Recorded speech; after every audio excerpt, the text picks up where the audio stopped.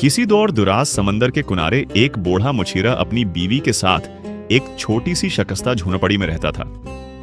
वो बहुत गरीब था, लेकिन दिल का नहायत साफ और नेक इंसान था।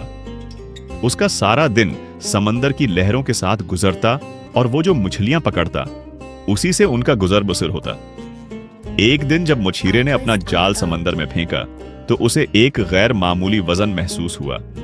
जब उसने जाल खींचा तो हैरत की इंतहा न रही। जाल में एक नहायत खूबसूरत और चमकती हुई सनहरी मछली फंसी हुई थी। मुछीरे ने अभी उसे पकड़ा ही था कि मछली इंसानों की तरह बोलने लगी, आए नेक इंसान, मुझे माफ कर दो और दोबारा समंदर में छोड़ दो। मैं उसके बदले तुम्हारी हर ख्वाहिश पूरी करूंगी। मुछीरा हैरान तो हुआ, मगर उसने रहम खाकर मछली को बुला किसी लालच के आजाद कर दिया। जब मुछीरा खाली हाथ घर पहुंचा और अपनी बीवी को यह सारा किस्सा सुनाया तो वो गुस्से से आग बबूला हो गई। उसने कहा, तुम कितने बेवकूफ हो, कम इज कम एक नया घर ही मांग लेते। जाओ वापस और उससे कहो कि हमें एक पक्का घर दे। मुछीरा मजबूरन समंदर पर गया और मछली को पुकारा।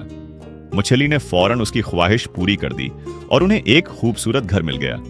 मगर बीवी का लालच बढ़ता गया। अब उसने एक बड़े महल, फिर मलका बनने और फिर हीरे जवाहिरात की फरमाइश कर डाली। मछली हर बार मुछीरे की लाज रखती और उसकी बीवी की फरमाइश पूरी कर देती। मुछीरा परेशान था, लेकिन बीवी के सामने बेबस था।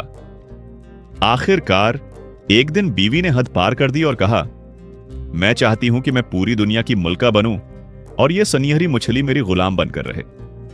जब मुछीरे ने रोते हुए यह बात मछली को बताई तो मछली खामोशी से पानी में गायब हो गई। जब मुछीरा वापस घर पहुंचा तो वहां न कोई महल था और न ही कोई नौकर चाकर। उसकी जगह वही पुरानी टूटी हुई झोंपड़ी खड़ी थी और उसकी बीवी दोबारा फटे पुराने कपड़ों में बैठी अपनी किस्मत को रो रही थी।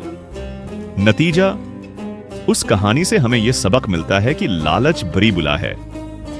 इंसान को अल्लाह की दी हुई नामतों पर शुक्र अदा करना चाहिए, क्योंकि ज्यादा की होश में अक्सर इंसान वो भी खो देता है जो उसके पास होता है।